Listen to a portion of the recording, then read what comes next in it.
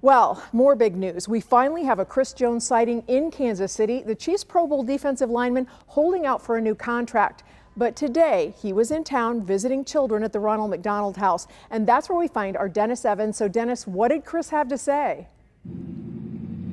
Let me tell you, Chris had a whole lot to say. He had a lot to say about his contract situation. He had a lot to say about coming here to visit the Ronald McDonald House, which was the purpose of his visit and being in town today. Chris, a little bit fashionably late. He rolled up in the black SUV. He was the passenger. That's what happens when you're a Pro Bowler. You get a ride like that.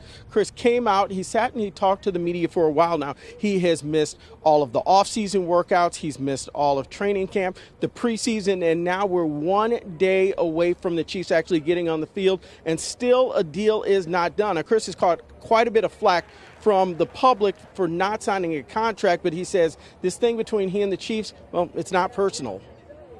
I don't think there's no animosity between me and the Chiefs organization. I think there's just a little disagreement. I'm asking for a raise. They feel like this is what I deserve. I feel like I deserve more, and just a misunderstanding.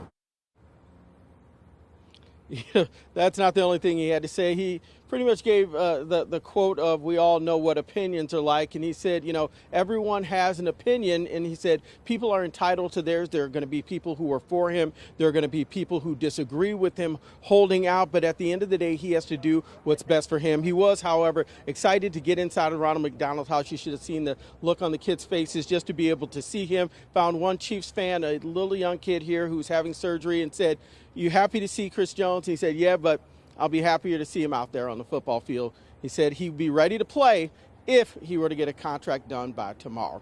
Live at the Ronald McDonald House, Dennis Evans, KMBC 9 News. All right, thanks, Dennis. Well, amid all the excitement for the season opener, there's still plenty of concern for Chiefs tight end Travis Kelce. He now has an injury that could keep him off the field. Chiefs Kingdom is waiting with bated breath now to see if the star player is able to recover in time. KMBC 9's Rob Hughes has the latest on Kelce's condition. The NFL Network's Ian Rappaport says that there is no ligament damage, it's just a bone bruise. He reports Kelce will be reevaluated later today. On a sports radio show in Philadelphia this morning, Kelce's brother Jason also said Travis has a bone bruise. He says there's swelling in his knee, and if they can get that to go down, there is a chance he could play tomorrow.